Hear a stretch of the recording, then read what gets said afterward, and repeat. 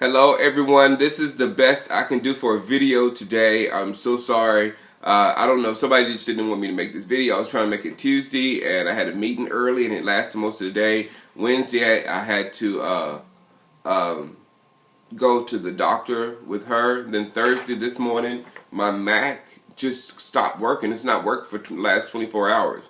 So I don't know what's wrong with that. I'm using an iPad. There's barely sun out because it's rainy in Southern California and it never rains in Southern California. So I was determined to get this video to you because we need to talk about our Dallas Cowboys.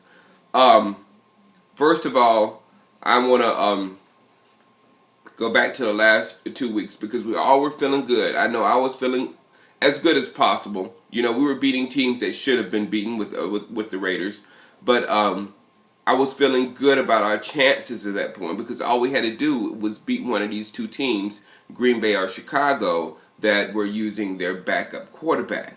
Now, both of those teams are banged up. One definitely far more banged up than we are. And the other one, I would say both teams are more banged up than we are because of the losses. On top of their losses, they don't have a quarterback. And you guys have told me I don't know how many times over and over and over how important a quarterback is. And when they come in, Chicago with a guy who's been around the league for years and came in and worked us over like crazy. Then you got Matt Flynn who had one good game, got a big contract, was cut from one team, cut from another team, maybe cut from another team, I don't know, in the span of a year.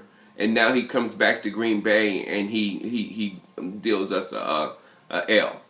So I mean, I did not expect both of those losses. Even with me looking not through rose-colored glasses or anything, I didn't expect both of those losses. So I'm really perturbed about that. But the Green Bay loss, I'm telling you right now, it is just emotion. I was mad, you were mad, Dez Bryant stormed out the field mad.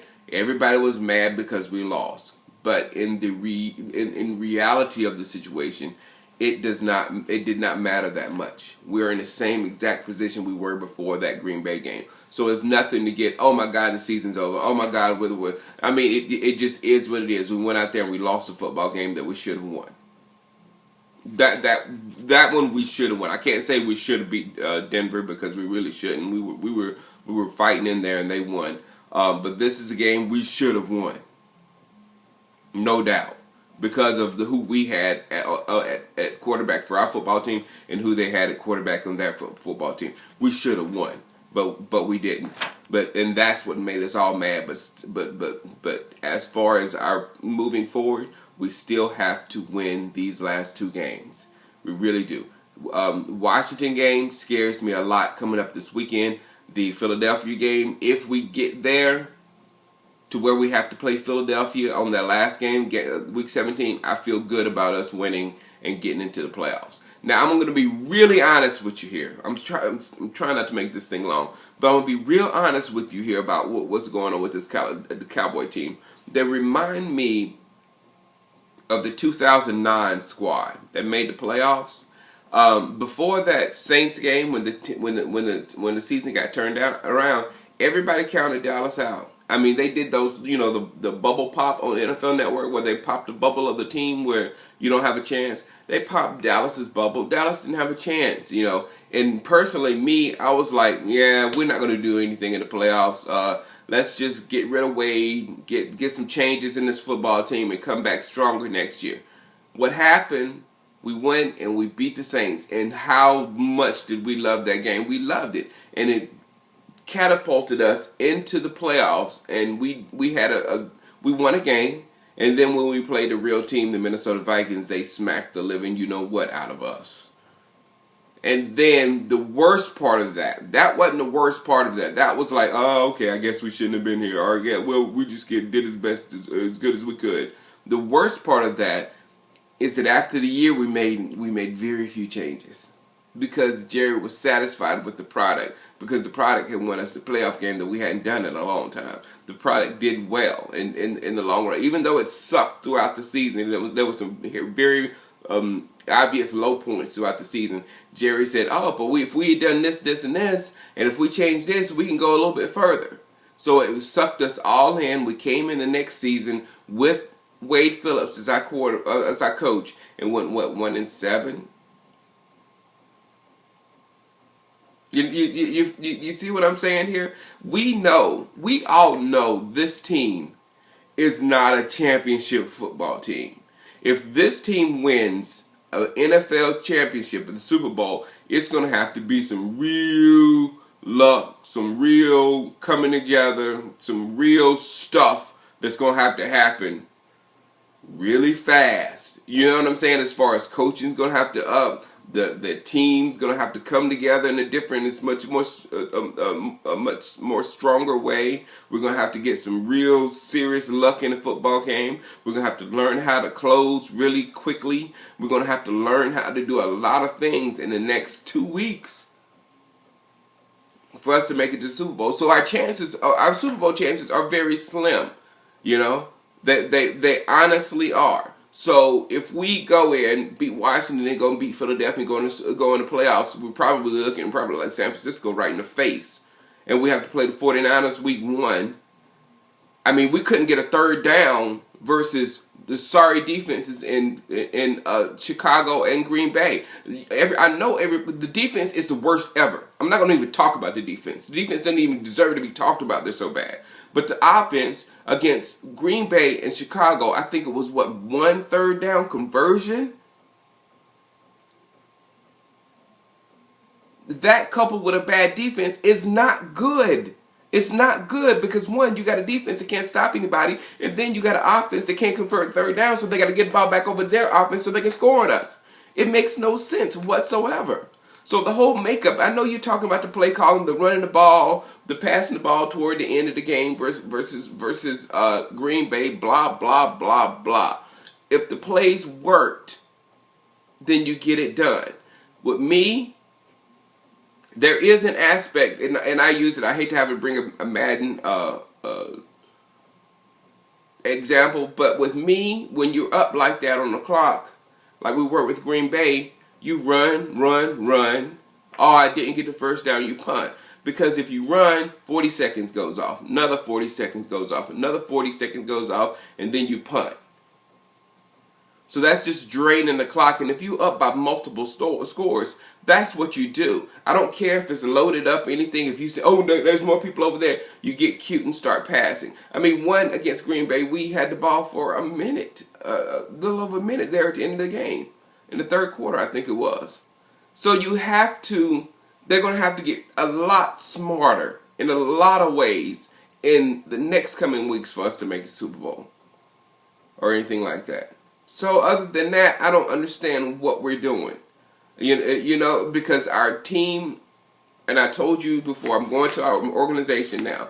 Our organization gave Tony Romo so much money. And I was so against it. It actually put me in a mini depression there for a minute when Tony Romo signed that contract. And again, before you get mad at me, stop your comments about Tony and stop putting his stats in here. Stop it right now, because it has nothing to do with Tony Romo. I won't say nothing. It does have something to do with Romo. He hasn't closed for us yet. So that's why I can't give him anything. I can't say, oh, he's definitely going to take us to the Super Bowl, or because he hasn't done anything for us yet. But a lot of yards. So that much I will say is about Tony Romo, but most of everything else is about money. And when you give him that much money, I know that's the going rate for a quarterback, Shango, blah, blah, blah. But who cares about a quarterback when you don't have a team to play with that quarterback? How can that quarterback be successful and he doesn't have a team around him? For the last year and a half, the last 2 years, I have not been able to critique Tony Romo accurately because he doesn't have an adequate team around him to be critiqued.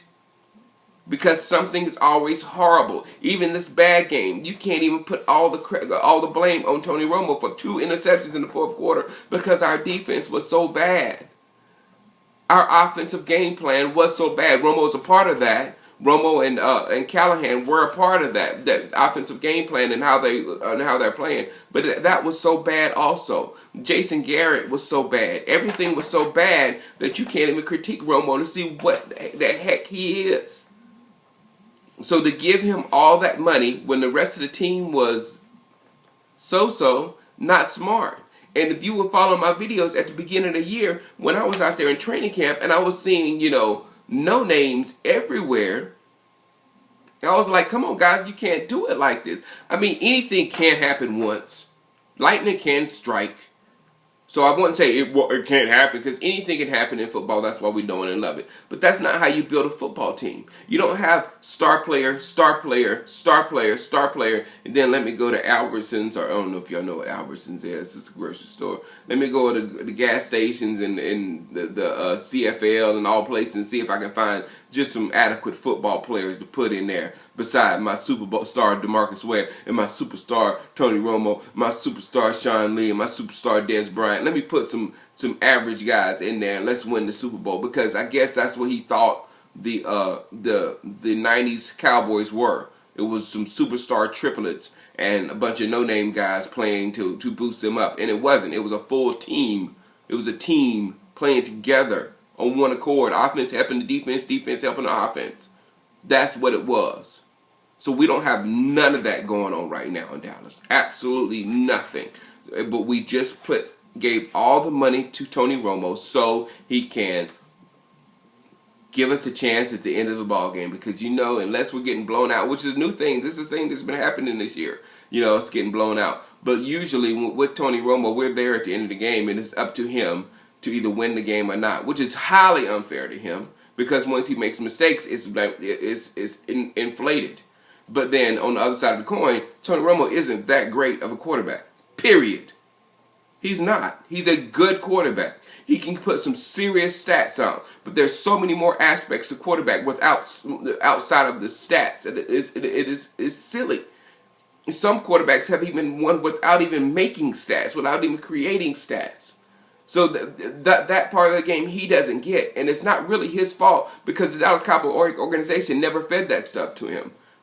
Bill Parcells was with his 10 commandments of a quarterback, but Bill got ran out of here too. So our future right now with the salary cap, with what's going on, is very bleak. So it's like a catch-22. Right now, I would love to see us be able to close the season.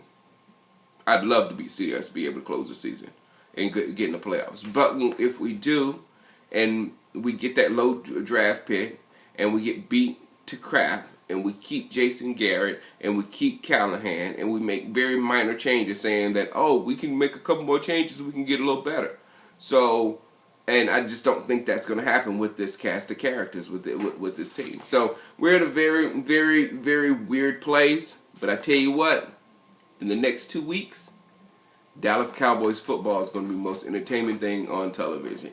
Everybody's going to watch it. Alright guys, I tried not to make it long, but I hadn't made a video in a long time. Deal with it, stop it, go get coffee, come back, finish it up, or whatever. But I got the video out, and I'm happy about that. Alright guys, I'll see you soon. I'm going she's coming close to due date, so I'm putting all of my attention on her and watching the games also. So I'll make a video again whenever I can get some time, okay? Alright, holla at you. Peace.